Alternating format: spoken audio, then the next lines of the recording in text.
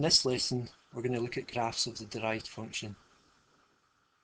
Now, when you're looking at graphs of derived functions, you're really looking at the gradients of the functions, whether they're positive or negative, or you've got stationary points, which the gradient will appear as 0 at these points. Now, just before we continue, it's useful to look at what the derived functions of each type of functions are. So if we've got a quadratic function and we sketch the derivative, then we get a linear or a straight line. And if you think of a quadratic function, we think of an x squared function.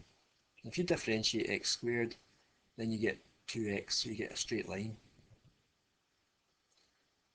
When you have a cubic function, you have x cubed, and when you graph the derivative, you end up with a quadratic. And if you think of it differentiating x cubed, take 3 down, reduce it to squared, so you end up with an x squared, which is a quadratic. The same idea with a quartic, that's to the power 4. So when you have a quartic graph to the power 4 and you graph the derivative, if you think of multiplying down by the 4, when you differentiate and reduce it by 1, you end up with a cubic. And that's what you would end up sketching. So a cubic has 2 turning points here. A quartic has 3 turning points. A quadratic has 1, and a straight line has none, obviously.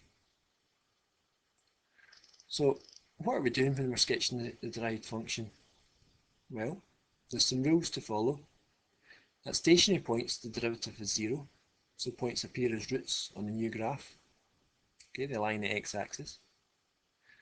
Negative gradients lie below the x-axis on the derived graph, and positive gradients lie above the x-axis on the derived graph. So let's look at some examples. So here we have question 1. We have to draw the derived graph of this function. So straight away I'm thinking stationary points appear as roots, so I would put them in straight away. On this graph, we'll put zeros where the stationary points are.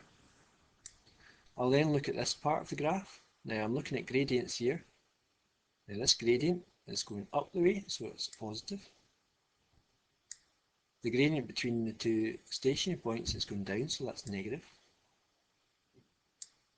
And the gradient here is positive.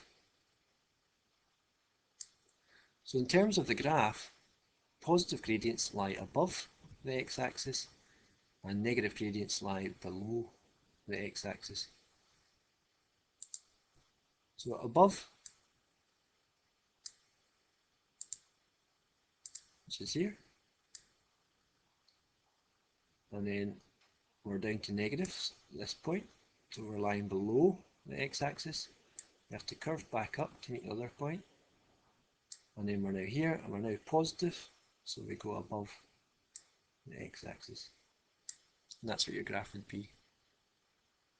So this is a cubic function because it's got 2 turning points, and that differentiates to a quadratic. Second example, straight away I'm thinking stationary points. I'll mark them in as roots in the derived function.